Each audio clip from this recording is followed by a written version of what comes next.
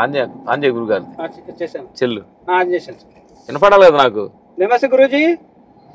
నమస్తే నమస్తే నమస్తే గురుగారు, నరసింహస్వామి గురుగారు, మౌనస్వామి గురుగారు, ఎన్నో టైటిల్ ఉన్నాయి మీకు.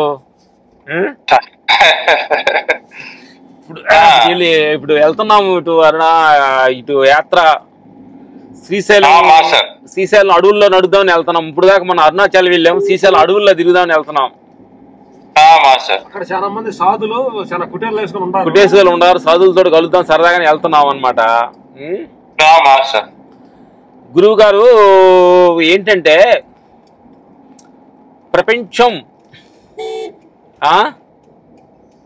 Voice clear వినపడతలేదు. ఇటీ నా దగ్గర పెట్టు. ఇటీ వాయిస్ గురుగారు ఓకే అర్థం వీడియో లైన్ పెడతాను అర్థం. ఓకే అర్థం ఇప్పుడు వినపడుతుందా? ఒక్కోసారి అది మాట వినపడతలేదు.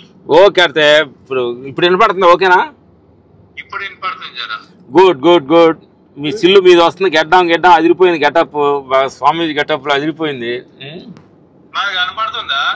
కనపడుతుంది మీరు.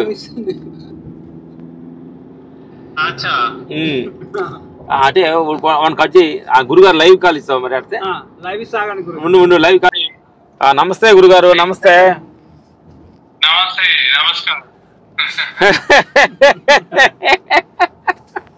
ఇలా తలుసుకునే మనిషికి బుద్ధుడేమో కోరికే మనిషికి దుఃఖం అన్నాడు బుద్ధ భగవాన్.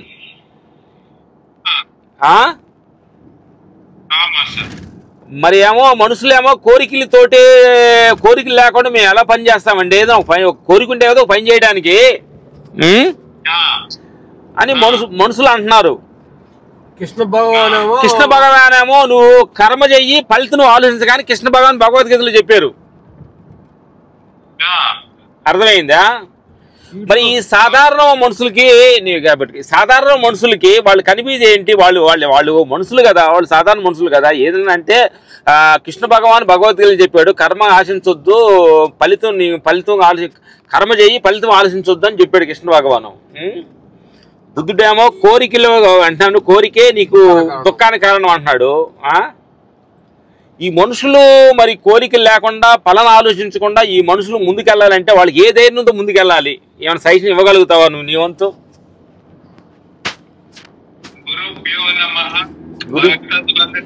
నమస్కారం తెలుపుతూ మా మాస్టర్స్ గారికి, ప్రియమైన మాస్టర్స్ కి వందనాలు తెలుపుతూ,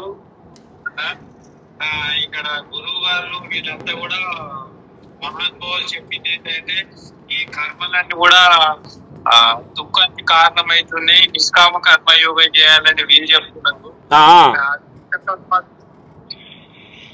చెప్పండి.